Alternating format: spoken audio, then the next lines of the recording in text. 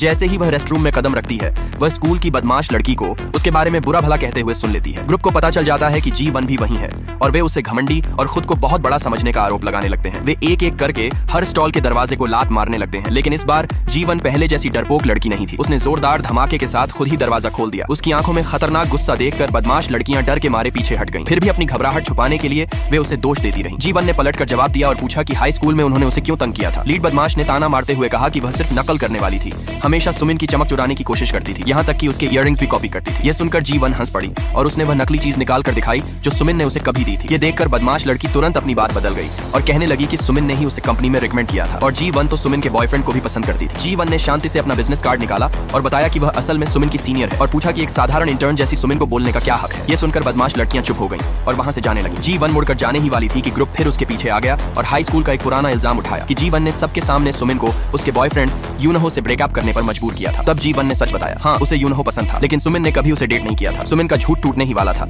इसलिए उसने जल्दी से कहानी बदल दी और कहा कि वे दोनों गुप्त रूप से डेट कर रहे थे। लेकिन अगले ही पल उसका झूठ पकड़ा गया। अचानक यूनहो वहां आ गया और बिना झिझक सुमिन के झूठ को सबके सामने उजागर कर दिया। यह सुनकर सुमिन का चेहरा पीला पड़ गया। G1 ने कभी नहीं सोचा था कि चीजें इस तरह बदल जाएंगी। ये सब डायरेक्टर जिह्यूक की वजह से हुआ था, जो उसकी पिछली जिंदगी में हमेशा चुपचाप उसकी रक्षा करता रहा था। जब G1 की उसके पति और सबसे अच्छे दोस्त ने हत्या कर दी थी, तब जिह्यूक, जो उससे हमेशा से गुप्त रूप से प्यार करता था, उसके अंतिम संस्कार में शामिल हुआ। वहीं उसे उसकी मौत का सच पता चला और बदमाशों से उसने यह भी सुना कि उन्होंने G1 को कैसे अपमानित किया था। लेकिन वापस लौटते समय एक बिल्ली को बचाने की कोशिश में जिह्यूक का कार एक्सीडेंट हो गया। जब उसने दोबारा आंखें खोली तो G1 की तरह ही वह भी 10 साल पीछे अतीत में पुनर्जन्म ले चुका था।